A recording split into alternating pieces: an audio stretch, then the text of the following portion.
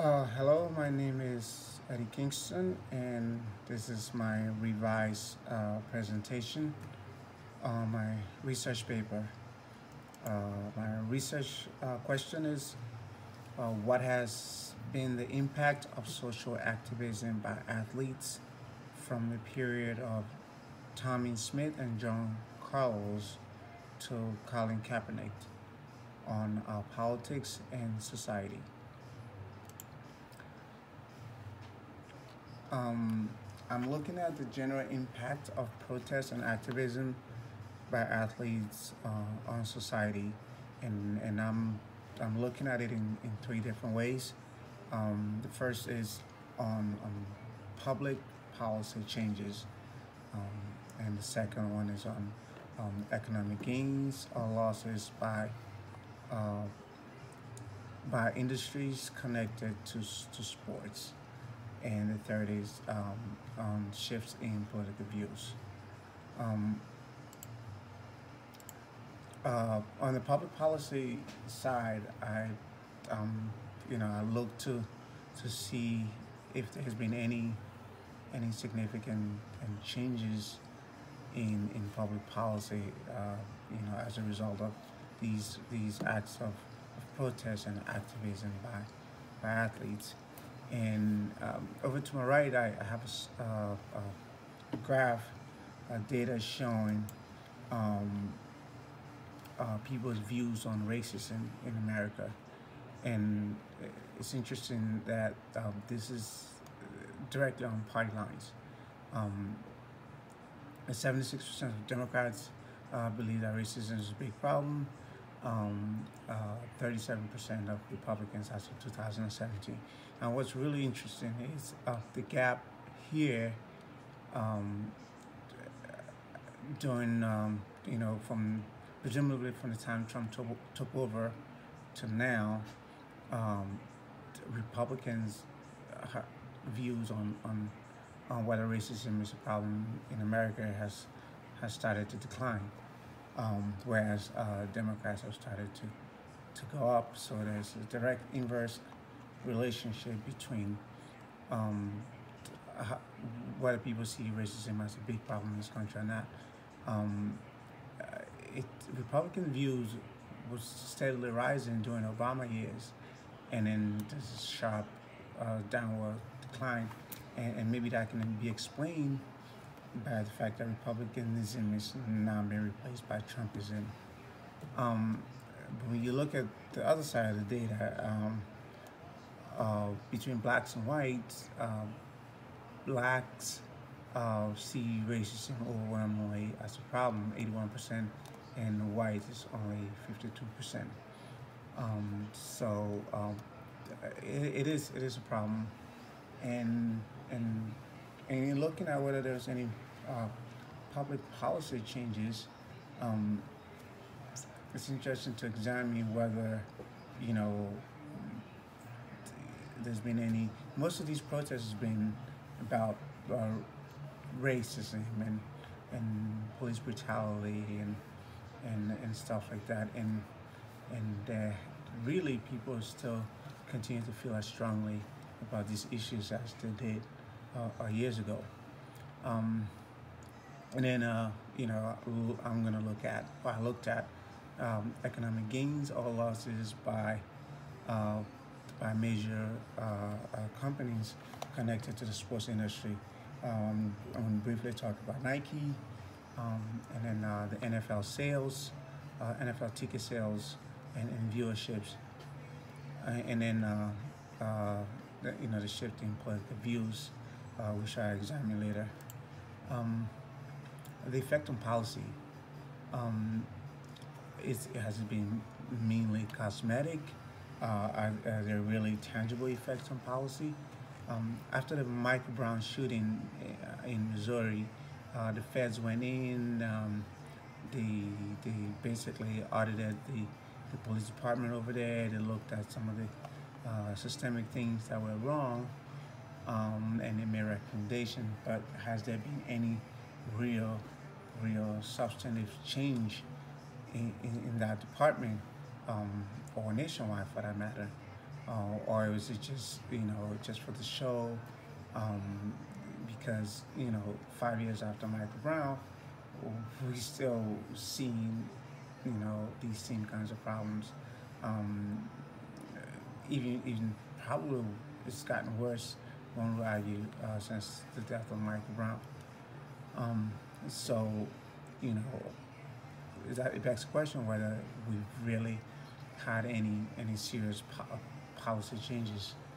Um, as far as institutions, you know, all all major leagues except the NFL refuse to adopt rules that bar protests. The NFL policy on this matter has been a disaster. They've made this. They've went from one bad situation to a worse situation by not coming up with a clear, comprehensive plan to deal with protests. All the other major leagues, they strongly recommend people stand for it, but they don't mandate it, and they definitely don't sanction their players for not standing for the anthem. And they haven't had the kind of PR nightmare the NFL has had. Um, and then I look at uh, pay disparity between men and women, um, and this is interesting because in most major professional sports, the disparity is huge.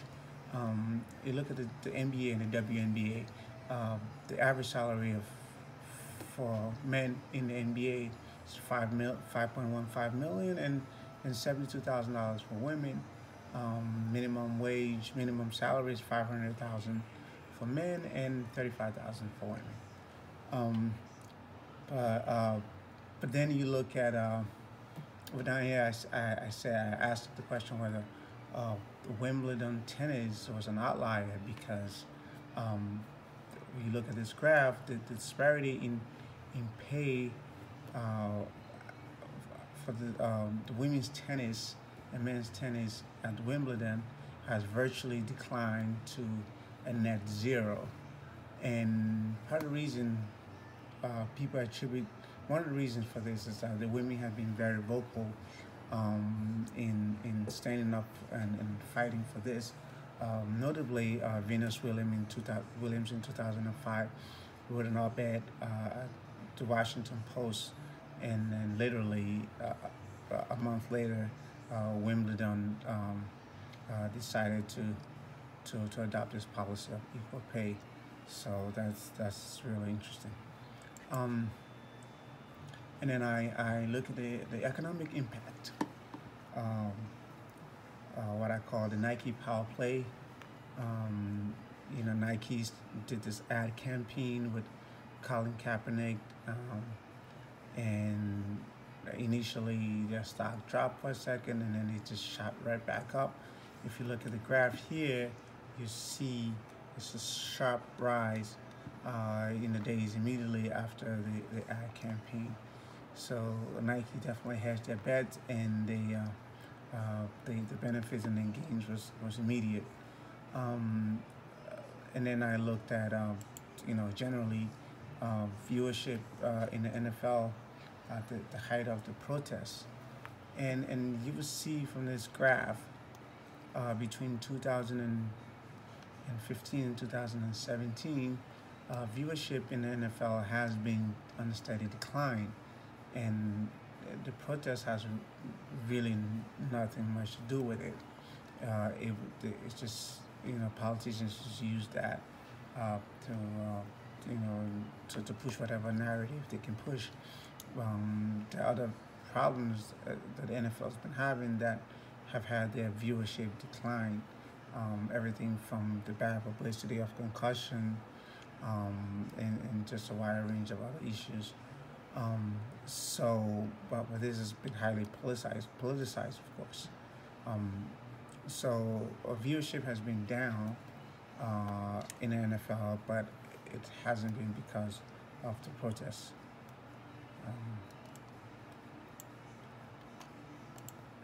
On the next slide, examine the political impact um, of activism. Um, legally, can the NFL fire players who do not want to adhere to their policies? Um, Presumably, they could, because since they're a private organization. But that will open them up to a bunch of lawsuits. Uh, is it sustainable? Can they handle firing these players? Um, I would argue that it would decimate the league completely. It may open them up to litigations and the PR nightmare that would ensue if the NFL were to fire players who didn't stand for the anthem would be huge. Um, you can see from this data right here that people's view of the protest is largely on partisan lines. Respondents were asked if the support, if NFL players who didn't stand for the anthem should be fired, and 38% of all the respondents says yes. Among Republicans, was 65%. Independent 35%, and among Democrats, only 19% thought that NFL players should be fired. My conclusion, to summarize, my conclusion is that activism is at the very least drawing attention to the problem, and that's a great first step in trying to solve it. I conclude that sports activism is polarizing, but it's only a reflection of our political culture. And the net effect of sports activism is positive, even if the initial reaction doesn't always reflect it. You can see from this graph right here that there's been a steady rise in how people feel about racism and whether it is a problem. So it went down from 2009, where only 22% of people felt racism was a problem in America, to 52% of people thinking that racism is a problem in America. So there's a 30 point jump in people viewing it as a problem, and most of the spike has been in the last 6-7 years, where people have been protesting racial inequality, and among blacks, it's just been a steady increase since Obama years on how people feel about racism in America.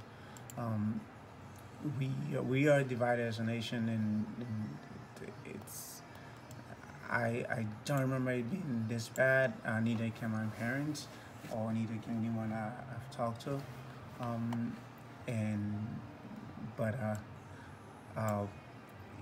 Just generally politically, it's been bad, and now to use sports, to kind of defend the flames of the division is pretty unfortunate.